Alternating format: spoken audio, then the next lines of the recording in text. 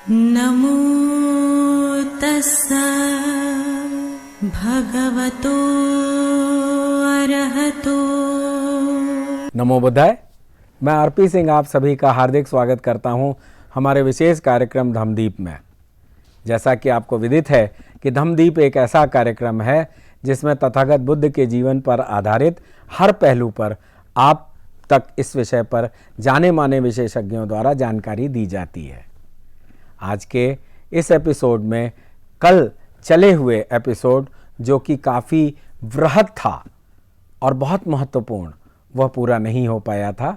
इसलिए आज हम इसको पूरी जानकारी आपको देने के लिए आज हम फिर उसी विषय पर बात करेंगे। और हमारे मध्य उपस्थित हैं भंते डॉक्टर चंद्रकीर्ति जी। आपने बुद्ध दर्शन में उच्च शिक्षा प्राप्त की है तथा आप देश विदेशों में अनेकों सम्मानों से अलंकृत होने के साथ साथ अनेकों मंचों से बुद्धिज़्म पर अपने विचार रख चुके हैं। तो हम स्वागत करते हैं भंते डॉक्टर चंद्रकीर्ति जी का। भंते जी, आपका बहुत बहुत स्वागत है। नमो तस्सा भगवतो अरहतो सम्मा सम्बुद्धस्सा। नमो तस्सा भगवतो अरहतो सम्मा सम्बुद्धस्सा। नमो तस्सा भगवतो अरहतो सम्मा सम्बुद्धस्सा। भंते जी, आपसे मेरा विशेष आग्रह है, क्योंकि जैसा कल आपने देखा और आप ही ने हमें बताया कि यह बहुत बृहद विषय है और इसे हम 2 भाग में देंगे, तो कृपया आज उसका अगला भाग यानी उससे आगे की चीज़ें, आगे के जो आपके विचार हैं वह हमारे दर्शकों को रखने का या उन्हें बताने का कृपा करें। धन्यवाद। बहुत बहुत धन्यवाद आरपी सिंह जी।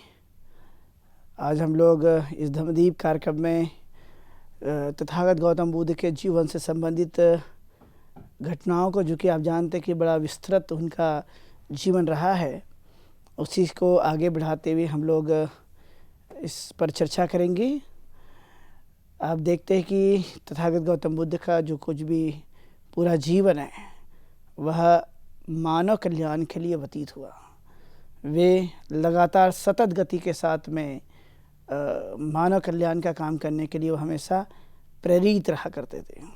इसलिए वह जगह जगह जा कर के लोगों को समझाना, उन्हें ज्ञान देना, उनके अंधकार को दूर करना उनका मुख्य मकसद हुआ करता था। इसके लिए उन्होंने कोई ऐसे चीज़ों को नहीं देखा, तकलीफ़ों को जिस तरह से उन्होंने सहन किया, तो चाहे वो बारिश हो, गर्मी हो, ठंड हो, वह किसी भी प्रकार की ऋतुओं में वह काम करने के लिए वह विचार उनका हमेशा सकारात्मक रहा करता था। वह उससे पीछे नहीं हटते थे। तो यह देखते हैं तो आप देखेंगे कि उन्होंने अपने धर्म का जो मुख्य हेतु बनाया कि वह निर्वाण प्राप्ति के लिए है, सुख प्राप्ति के लिए, शांति के प्राप्ति के लिए है।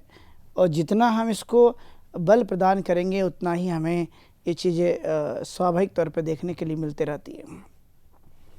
संपूर्ण जीवन जो कि आप जानते हैं कि किस तरह से व्यतीत होते रहता है, चाहे वह राजगृह हो, श्रावस्ती हो, नालंदा हो, बोधगया हो, सारनाथ हो, या उस काल के और भी बहुत सारे ऐसी जगह जहाँ पर जाकर के उन्होंने उपदेश किया, लोगों को समझाया, लोगों को बताया कि किस तरह से हम जीवन को जी सकते हैं। तो जैसे आप देखते हैं कि वैशाली के जो वज्जी लोग थे उनको उन्होंने उपदेश किया। वो उपदेश किया था कि आप लोगों को ये नियमों का पालन करेंगे तो आपकी सामाजिक एकता बनी रहेगी, और वो सामाजिक एकता आपके जीवन को अच्छा बनाए रखने पर कहीं ना कहीं असरकारक होगी। तो वे कहते कि एक तो बड़ी संख्या में हमें इकट्ठा होना चाहिए, बार बार इकट्ठा होना चाहिए। जब हम बार बार इकट्ठा हो जाते हैं तो उसका निर्णय लेने का जो भाव है वो अच्छी तरह से निर्णय लेना चाहिए और सहमति होनी चाहिए। माताओं का, बहनों का, यानी स्त्रियों का सम्मान होना चाहिए। जो बुजुर्ग होते हैं उनका सम्मान होना चाहिए। सार्वजनिक जगह जो होती है उसकी देख रेख होना चाहिए, सम्मान होना चाहिए। और आए हुए ज्ञानी, अरहत और भिक्खु है तो उनकी बातों को मानना, उनका सत्कार करना हमारा परम कर्तव्य है। तो ऐसी 7 बातें जो होती है वो हमारे जीवन को बेहतर बनाने के लिए होती है और एकता के लिए ये बड़ी मददगार होती है। तो इसलिए उन्होंने उपदेश किया था वज्जी लोगों को और वज्जी लोगों ने बड़ी अच्छी तरह से आत्मसात किया था। और इसलिए राजा अजातशत्रु भी उनको जीत नहीं पाए थे। उनको लगता था कि मैं वज्जी लोगों पर विजय प्राप्त कर लूँगा, लेकिन एक बार वस्कार ब्राह्मण तथागत के पास आते हैं और कहते हैं कि राजा अजातशत्रु उनको जीतना चाहता है। तब तथागत ने भिक्खु आनंद को बुलाया कि बताइए कि मैंने जो उन्हें ये बातें बताई थी वह मानते ही नहीं मानते। तथागत ने कहा कि वे ज़रूर मानते हैं, और जब वो मानते हैं तो तथागत ने वस्कार ब्राह्मण को कहा, जाओ अपने राजा को बताओ कि उनको जीता नहीं जा सकता। इसीलिए जो 7 बातें उन्होंने बताई थी उसे हम सप्त परिहानी धम्म कहते हैं। यह जीवन के लिए बेहतर है। वैसे ही जब आप देखेंगे तो आप पाएंगे कि तथागत गौतम बुद्ध मैत्री पर विशेष बल देते हैं, और मैत्री को तथागत ने भिक्खु आनंद को संबोधित करते हैं संपूर्ण धर्म है।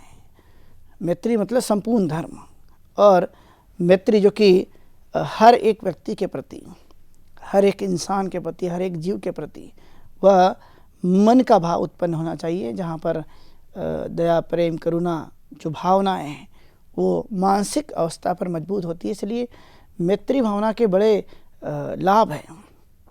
एक तो सुखपूर्वक मनुष्य रहता है, वह स्वस्थ रहता है, उसे बुरे सपने नहीं आते, वह व्यक्ति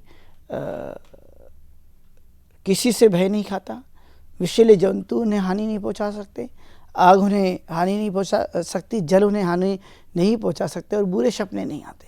तो इस तरह से मैत्री भावना जो कि मन में यदि है उसको हम हर दिन करते रहते हैं, सबके कल्याण की बातें सोचते रहते, तो वहाँ पर ये चीज़ें हमें देखने के लिए मिलती है कि मैत्री का असर, मैत्री का लाभ मनुष्य के जीवन काल में होता है।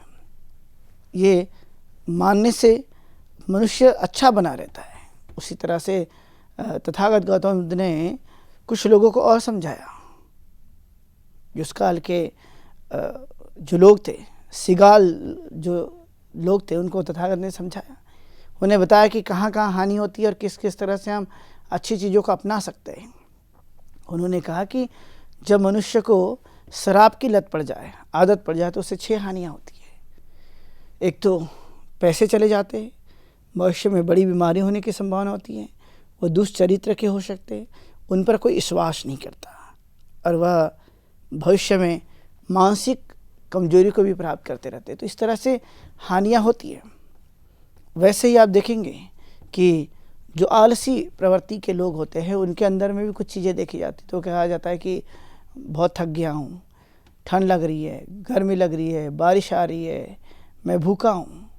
ये जो लक्षण जिसके अंदर देखे जाते हैं तो वह स्वाभाविक तौर पे आप देखेंगे कि वह आलसी प्रवृत्ति के व्यक्ति का लक्षण है। किसी को नाच गाने का लत पड़ जाए तो वो देखते रहता है नाच गाने कहाँ हैं, कैसे मुझे वो देखने के लिए मिलेगा। तो रात में ऐसे करने से उस पर कोई विश्वास नहीं करता। यदि कोई घटना होती तो सबसे पहले पुलिस उन्हें पकड़ती है और उसका समय ऐसे ही बर्बाद होते रहता है। इसलिए इंसान को चाहिए कि वह अपने समय का सदुपयोग करते हुए अपने जीवन को जीते रहे और राग, द्वेष, मोह से मुक्ति पाए। यही मनुष्य के लिए एक श्रेष्ठ जीवन है। इसलिए तथागत ने भिक्षुओं को, भिक्षुणियों को, उपासक उपासिकाओं को संबोधित करते हुए यही उपदेश दिया कि राग, दोष से तिलांजलि, मोह से तिलांजलि वो मनुष्य के जीवन काल में बिल्कुल भी नहीं होना चाहिए, क्योंकि वह दुखदायी होता है। तो जो जिन चीज़ों से दुख उत्पन्न होता है वह चीज़ें हमें पूरी तरह से समाप्त कर देना। जब हम समाप्त करते हैं तो यह हमारे जीवन को एक बेहतर अवसर प्रदान करने के लिए यह लाभकारी होती है। इसलिए तथागत गौतम बुद्ध ने यही बातें समझाई। विशाखा को धनंजय जो थे उनके जो उनके घर के व्यक्ति, उन्होंने कुछ खास उपदेश उनको बताया था कि विवाह के बाद जब महिला घर जाती है, ससुराल जाती है, तो उसे क्या करना चाहिए। तो उन्होंने कहा कि जो घर की आग बाहर मत लेकर जाओ और बाहर की आग घर में लेकर मत आओ, जो देता है उसे ही देना और अच्छे से मन प्रसन्न होकर के अपने गृहस्थी के कार्यों को करना, खुश रहना। और जब ये हम इस तरह से करते हैं तो स्वाभाविक है कि एक जीवन में अच्छी चीज़ों की प्राप्ति होती है। उसी के साथ साथ उन्होंने कहा कुछ ऐसे भी पति पत्नियां होते हैं जिनके अंदर में ये गुण देखे जाते हैं। तो पति पत्नी अच्छे वे हैं जो खुद भी हिंसा नहीं करते और दूसरों की भी हिंसा नहीं करते हैं। वह खुद भी चोरी नहीं करते, दूसरों की भी चोरी नहीं करते हैं। वह व्यभिचार नहीं करते, दूसरों को व्यभिचार के लिए प्रेरित नहीं करते हैं। खुद भी झूठ नहीं बोलते और दूसरों को भी झूठ बोलने के लिए प्रेरित नहीं करते। खुद भी वह शराब या नशीले पदार्थ का सेवन नहीं करते और दूसरों को भी वह नहीं करने देते। तो ये तो श्रेष्ठ है। लेकिन कुछ ऐसे भी देखे जाते हैं, यानी खुद भी हिंसा करते हैं, दूसरों को भी हिंसा करने के लिए प्रेरित करते हैं। खुद भी चोरी करते हैं, दूसरों को भी चोरी करने के लिए प्रेरित करते रहते हैं। खुद भी व्यभिचारी है, दूसरों को भी व्यभिचार करने के लिए प्रेरित करते हैं। खुद भी असत्य बोलते हैं तो दूसरों को भी असत्य बोलने के लिए प्रेरित करते रहते हैं। कुछ ऐसे भी लोग हैं जो नशीले पदार्थ का स्वयं भी सेवन करते हैं, दूसरों को भी प्रेरित करते हैं। तो उन्होंने कहा ये ठीक नहीं है। व्यक्ति को वह चाहिए कि कम से कम वह अपने जीवन काल में अपनी प्रतिष्ठा को बनाए रखने के लिए इन नियमों का, इन आचरणों को जीने के लिए प्रयास करते रहे। वह एक उत्तम और लाभदायक जो अस्तित्व है वो मनुष्य के जीवन काल में देखने के लिए मिलता रहता है। इसलिए भिक्खु को उन्होंने कहा कि भिक्खु जन्म से नहीं होते, उन्हें बनाया जाता है, उन्हें सिखाया जाता है, उन्हें ज्ञान की प्राप्ति करने के लिए प्रेरित किया जाता है। और जब वो स्वयं ही एफर्ट लगाते हैं, प्रयास करते हैं, अध्ययन करते हैं, तो उस अवस्था तक वह पहुंच जाते हैं। यह एक माध्यम है और उस ऊंचाई तक जाने के लिए हम पूरी तरह से प्रयास करते रहते हैं। तो यह एक आप देखेंगे कि कितनी अच्छी तरह से इसे आत्मसात करने के लिए हमें प्रेरित किया गया, एक अच्छे इंसान बनाने के लिए। जब वो अच्छे इंसान बनते हैं तो उन्हें अच्छी तरह से आत्म सम्मान के लिए वह अवसर मिलता है। बुद्ध हमेशा हर एक जाति धर्म के लोगों के प्रति जो उनका स्नेह था वो हमेशा बना रहता था। इसलिए उन्होंने अपने संग में अलग अलग जातियों के लोगों को भी शामिल किया, जैसे उपाली नाई, जो कि वह नीच ऐसे लोग मानते हैं। तो उन्होंने कहा मेरे धर्म में आप लोगों को यहाँ पर अवसर है, उस ज्ञान को प्राप्त कर सकते हैं। इसलिए उपाली जो कि धर्म में आकर के उन्होंने एक अच्छी अवस्था को प्राप्त किया, वो विनय में बड़े धर्मधर थे, विनय को अच्छी तरह से मानते थे, अर्थात वह धर्म को मानते थे और विनय का ठीक तरह से पालन करते थे। इसलिए उनको धर्मधर भी कहा गया। विनय में बड़े पक्के हैं उपाली, और वो लगातार अपने जीवन को जीते रहते हैं। तो यह एक श्रेष्ठ अवस्था प्राप्त करने के लिए उन्होंने ये बातें बताई। एक उनका महत्वपूर्ण संदेश हमें देखने के लिए मिलता है कि जो रोगियों की सेवा करता है वो बुद्ध की सेवा करता है। क्योंकि एक बार बहुत ही बीमार भिक्खु हो गए थे, वो उनकी कोई सेवा करना नहीं चाहता था, कुष्ठ रोगी हो गए थे। तो वह तथागत गौतम बुद्ध को जब पता चलता है कि कोई उनकी सेवा नहीं कर रहे, जाके वहाँ पर पूछते क्यों नहीं कर रहे। तो उन्होंने कहा कोई भी यह सेवा करने के लिए आगे नहीं बढ़ता। तब तथागत स्वयं उनको नहलाते हैं, उनको चीवर पहनाते हैं, अच्छी तरह से उनको साफ़ सुथरा बनाते हैं, क्योंकि वह जहाँ पे भी बैठते थे वहाँ गंदगी कर देते थे। इसलिए तथागत ने फिर उपदेश दिया भिक्खु को कि कोई भी संघ का सदस्य, कोई भी व्यक्ति यदि बीमार हो जाता है तो उसकी सेवा करना अत्यंत जरूरी है, क्योंकि वो खुद नहीं कर सकता लेकिन दूसरे जो स्वस्थ है वो जरूर उनके काम आ सकते हैं। तो यह उनका उपदेश यही था, जो रोगियों की सेवा करेगा वो बुद्ध की सेवा करेगा, और जो बुद्ध की सेवा करेगा वह अच्छा एक व्यक्ति बनेगा, अच्छा नागरिक बनेगा, कर्तव्य के प्रति वह जागरूक रहेगा। इस तरह का जो भाव मनुष्य के अंदर में देखा जाता है कि साधारण नहीं है। उन्होंने ऐसे बहुत सारे लोगों की समस्या सुलझाने का काम किया, जैसे किस्सा गौतमी, जो कि उनकी एक पोती का निधन हो गया। श्रावस्ती में ऐसे बहुत सारे तो घर थे, लेकिन वह बड़ी दुखी हो गई। तो तथागत ने उन्हें समझाया कि इसमें दुखी होने की कोई ज़रूरत नहीं है, शोक करने की ज़रूरत नहीं, क्योंकि यह सत्य पर आधारित हैं। और इसलिए तथागत गौतम बुद्ध किस्सा गौतमी को यही बात समझाते हैं, ये सत्य है, सत्य को स्वीकार करो और शोक से, दुख से ऊपर उठो। यह तथागत गौतम बुद्ध ने उन्हें समझाया। कितनी करुणा थी कि हर एक आदमी को वह ठीक ढंग से समझा करके, उन्हें बता करके, उन्हें सही जगह लाने का काम करना, वो पूरी तरह से करते थे। वैसे आप देखेंगे तो किस्सा गौतमी है, उसका एक ही बेटा जो कि सांप के काटने से मृत्यु को प्राप्त हो जाता है, लेकिन उसके मन में लगता नहीं कि मृत्यु को प्राप्त हुआ है। लेकिन वह जब जगह जगह घूमने के बाद तथागत गौतम बुद्ध के पास पहुँचती है तो उन्हें पता चलता है कि हाँ, ये जिंदा कर सकते हैं। लेकिन अंतिम तो उन्हें सत्य पता चल जाता है कि मनुष्य जन्मा है तो वो मृत्यु को प्राप्त होगा, इसलिए वह अंतिम संस्कार की बात कहती हैं। ऐसे कितने सारे लोग जो भ्रमित थे, रास्ता भटक चुके थे, उन्हें कुछ दिखाई नहीं देता था, वह मन से पूरी तरह से कमज़ोर हो चुके थे। इसलिए तथागत गौतम बुद्ध के इस धम्म में जब आप देखेंगे तो देखने को मिलेगा कि उन्होंने बड़ी ठीक तरह से उस विचारों को उन्होंने अमल में ला करके उन्हें ठीक करने का जो काम किया था, ये साधारण नहीं है। यह एक उच्च कोटि का ज्ञान है जिसके भरोसे मनुष्य करते रहता है। सभी के सभी यह सब नहीं कर पाते।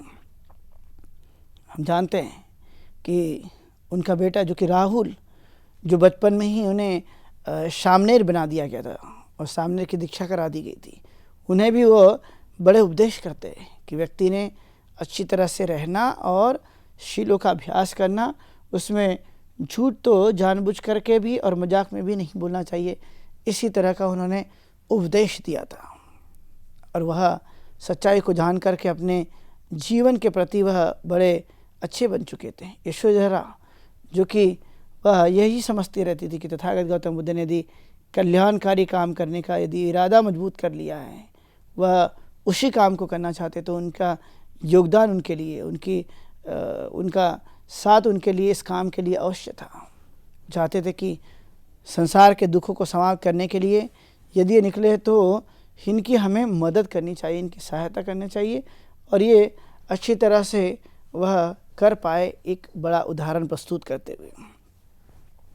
ये कोई साधारण नहीं है। सारिपुत्र मोगलायन जो कि उस काल के धम्म के बड़े सेनापति हुआ करते थे, दोनों ही जो बड़े नेतृत्व करने का जिनके अंदर में गुण था, उनको भी तथागत गौतम बुद्ध सेनापति बनाते हैं और उन्हें जिम्मेदारी देते हैं। वे भी धम्म में बड़े पारंगत थे, उन्हें भी अलग अलग तरह की विद्याओं का ज्ञान था और वह जन्म पुनर्जन्म की कंसेप्ट को भी बड़ी अच्छी तरह से जानते थे। इसलिए महाप्रजापति गौतमी को भिक्खु सारिपुत्र उपदेश करते हैं अभिधम्म के लिए, और जब उपदेश करते हैं तो उनके बारे में पता चलता है कि किस तरह का हमारा चित्त है, किस तरह का हमारा रूप है, किस तरह का हमारी चेसिक है, और निर्वाण की जो अवस्था है वो सबसे ऊंची है, जहाँ सुख के अलावा और कुछ भी नहीं है।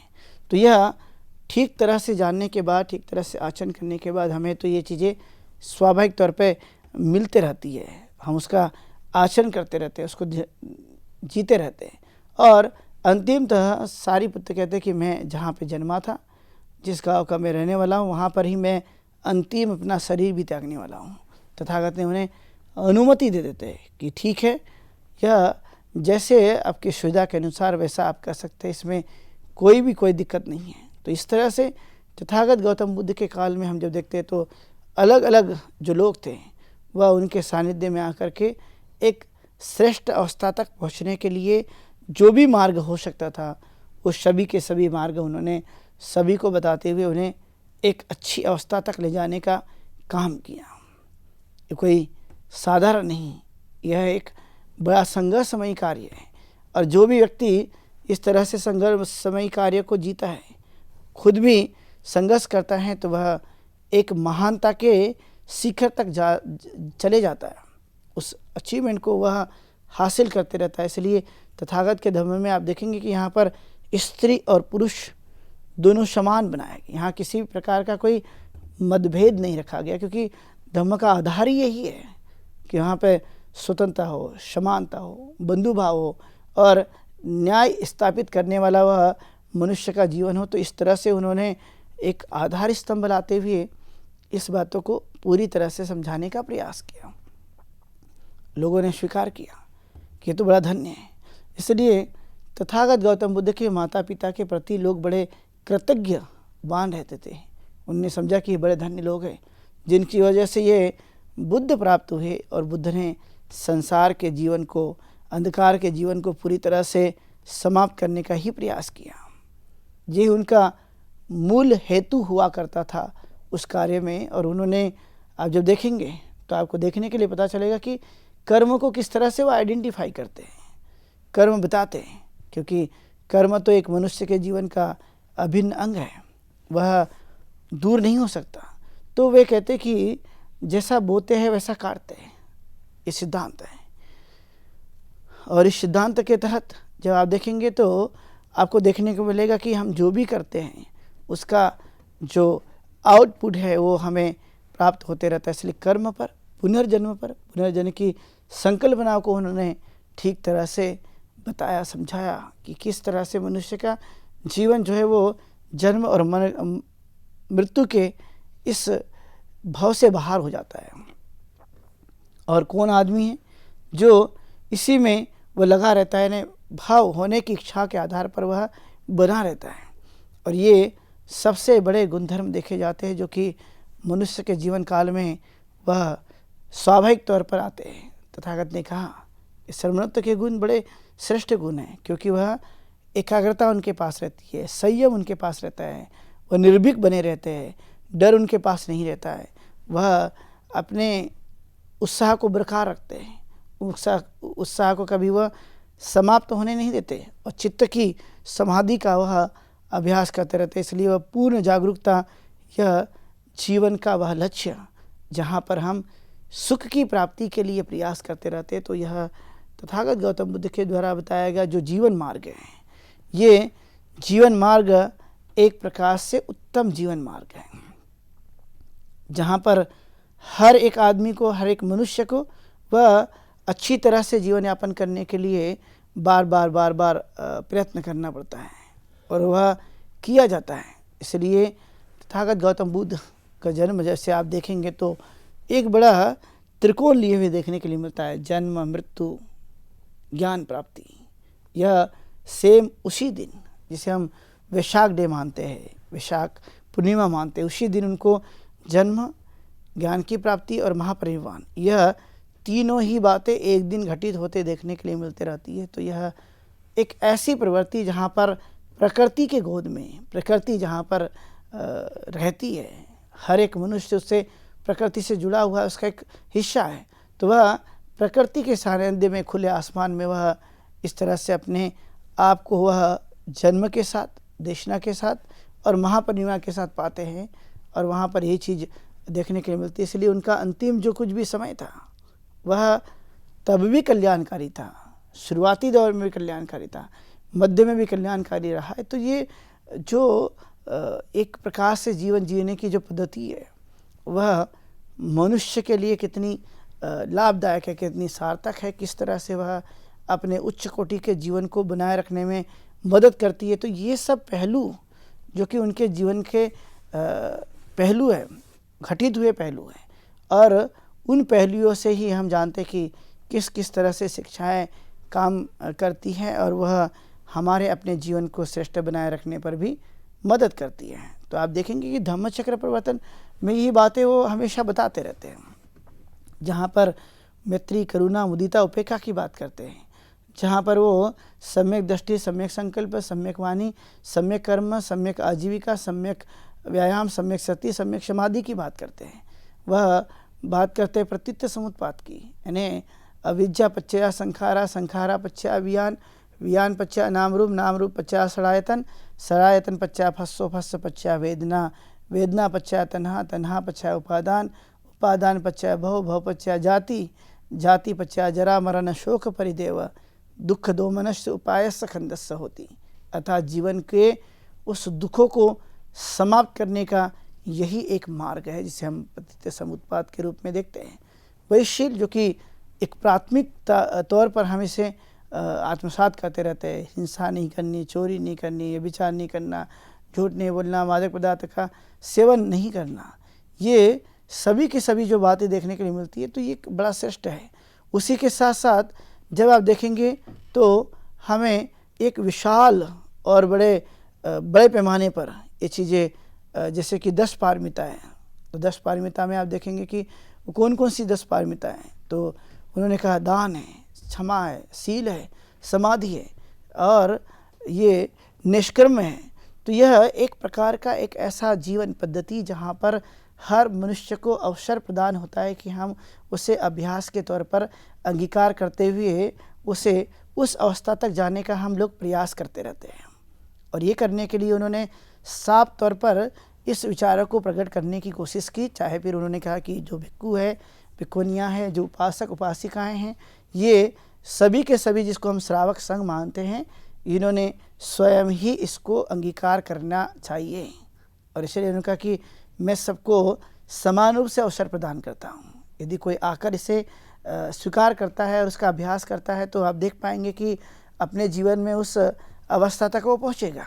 लेकिन मैं आप लोगों को इस प्रकार से उस अवस्था तक ले जाने के लिए जो भी मैंने मार्ग बताया, जो भी मैंने समझाया, यदि आप स्वयं इसको आचरण में अंगीकार करते हैं तो आप स्वयं मेरी तरह बन सकते हैं। इस तरह के दावा करने का उन्होंने जो पहल की थी प्रारंभ से ही, और इसलिए उन्होंने बहुत सारे अपने समय में अर्हत प्राप्त किए। इसलिए वो लोकोत्तर अवस्था बताते कि 4 प्रकार की लोकोत्तर अवस्था, जिसे हम श्रोतागामी, सगदागामी, अनागामी और अर्हत, ये 4 अवस्था है। कोई भी व्यक्ति इसे अपने उस अभ्यास के बल पर प्राप्त कर सकता है। तो कहते हैं कि जब श्रोतागामी यानी वह अपने जीवन काल में राग, द्वेष और मोह को पूरी तरह से काट देता है और वह उस अवस्था तक पहुंच जाता है, तो इस तरह के तथागत गौतम बुद्ध के जीवन के कुछ खास पहलू और जो बहुत ही अनंत समय तक के लिए टिक कर रहने वाला है, तो मैंने आप लोगों को उनके जीवन से जुड़े हुए कुछ पहलुओं को, उनकी शिक्षाओं को मैंने आप लोगों को बताया। आप सब लोगों ने सुना। सबके प्रति ढेर सारी मंगल कामनाएं। आप सुखी हो, दीर्घायु हो, स्वस्थ रहें। बहुत शुभ मंगलम। भंते जी, आपका बहुत बहुत धन्यवाद। पहला इसके लिए कि आप अपना समय निकालकर हमारे स्टूडियो में आए और हमारे दर्शकों को बहुत ही महत्वपूर्ण जानकारी दी। इस विषय को हमने 2 दिनों में लिया, लेकिन अगर आप देखें तो यह बहुत ही महत्वपूर्ण विषय था और आपने इस पर जानकारी दी। इसके लिए मैं फिर आपका एक बार साधुवाद करता हूं। तो साथियों, आज के इस विशेष प्रोग्राम में अब इतना ही। अब समय हो चुका है आज के प्रोग्राम के विश्राम होने का, लेकिन उससे पहले आपको बताते चलें कि आपके मन में भी जो प्रश्न हो, जो जिज्ञासाएं हों, वह इस प्रोग्राम में आप पूछ सकते हैं। और प्रश्न पूछने के लिए आप हमारे व्हाट्सएप नंबर 9639010109 पर अपना प्रश्न भेज सकते हैं या हमारी ईमेल आईडी subhartibuddha@gmail.com पर भी भेज सकते हैं।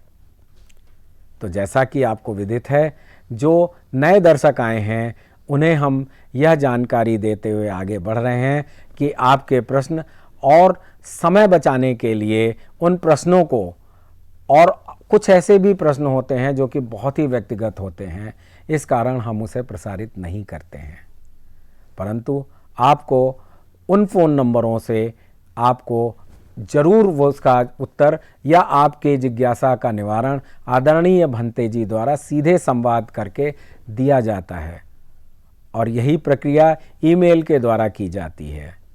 तो मुझे उम्मीद है कि आप अपनी जिज्ञासाओं को दबाएंगे नहीं और हमारे इस विशेष प्रोग्राम का हिस्सा बन अपनी जिज्ञासा को शांत करेंगे। तब तक मैं आरपी सिंह भंते डॉक्टर चंद्रकीर्ति जी के साथ लेता हूं विदा। कल इसी समय आपके समक्ष फिर उपस्थित होंगे। नमो बुद्धाय। नमो तस्सा भगवतो अरहतो